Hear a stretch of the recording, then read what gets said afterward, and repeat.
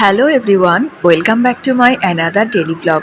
অনেক দিন পরে আপনাদের সাথে আজকে একটা কর্মব্যস্ত দিনের ভিডিও নিয়ে চলে এলাম। আশা করছি যে যেখান থেকে দেখছেন সবাই ভালো আছেন, সুস্থ আছেন। আজকে আবারও একটা নতুন ভ্লগ নিয়ে চলে আসলাম আপনাদের সাথে। আশা করছি আপনাদের সবার ভালো লাগবে। আমি জয়া। কি অবস্থা সবার? আমি বরাবরই বেশ সকাল সকাল ঘুম থেকে উঠি, তো আজকেও কিন্তু তার ব্যতিক্রম কিছু না।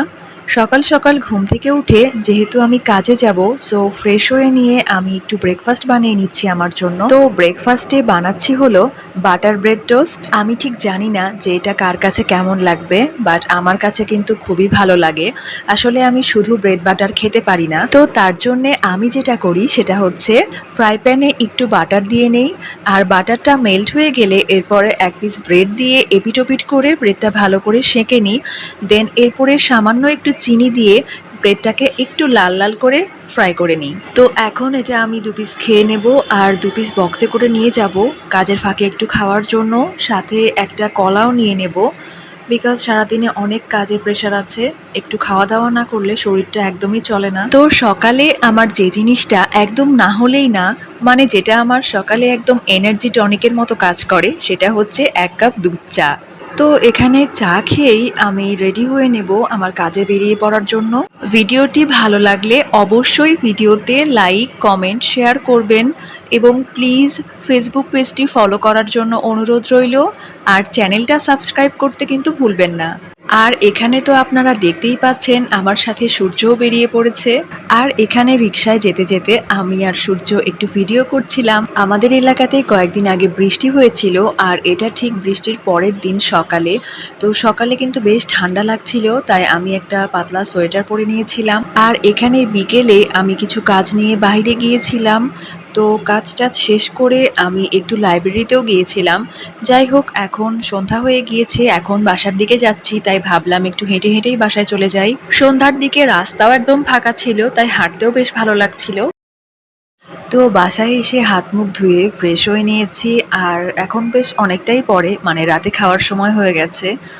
সো ভাবলাম আজকে রাতে একটু খিচুড়ি বানাই। গরম গরম খিচুড়ি খেতে কিন্তু বেশ ভালোই লাগে। তো এখানে আমি খিচুড়িটা একটু অল্প করেই করছি, কারণ রাতে যেহেতু আমাদের কারোই ভাত খাওয়ার খুব একটা অভ্যেস নেই।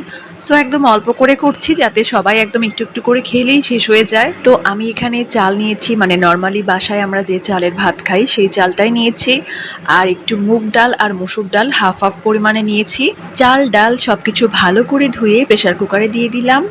আর এখানে বেশ অনেকটা পরিমাণে পেঁয়াজ, রসুন, কাঁচামরিচ কেটে নিয়েছি। এখানে আমি হলুদের গুঁড়া, আদা বাটা, জিরা গুঁড়া, একটু আস্ত জিরে সবকিছুই দিয়ে নিয়েছি। শুকনা মরিচ, তেজপাতা দিয়েছি, আর দিয়েছি কিছুটা মটরশুঁটি, আর দিয়ে দিলাম বেশ অনেকটা পরিমাণে সর্ষের তেল। আমি আর হাত ইউজ করলাম না, একটা চামচের সাহায্যে আমি ভালো করে সবকিছু মিক্স করে নিচ্ছি, অ্যান্ড দেন পরিমাণ মতো জল দিয়ে ঢাকনাটা আটকে দিলাম। সো এই রাতের বেলা গরম গরম খিচুড়ি রান্না করব, আর তার সাথে ঝাল ঝাল করে আলু ভর্তা মাখা থাকবে না, সেটা কি হয়? এরপর হচ্ছে আমি আরেক পাশে আলু সেদ্ধ করে নিয়েছি। এবারে আমি ফ্রাই প্যানে বেশ কয়েকটা শুকনা মরিচ ভেজে তুলে নিলাম। আজকের আলু ভর্তাটা মাখাবো পেঁয়াজটাকে বেরেস্তা করে নিয়ে।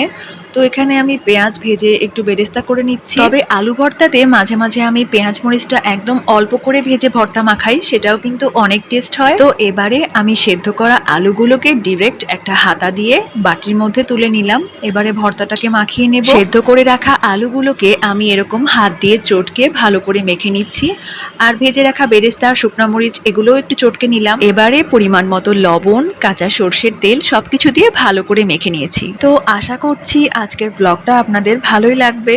কেমন লাগলো অবশ্যই কমেন্ট করে জানাবেন। তো নেক্সটে আবারও নতুন কোনো ব্লগ নিয়ে চলে আসবো।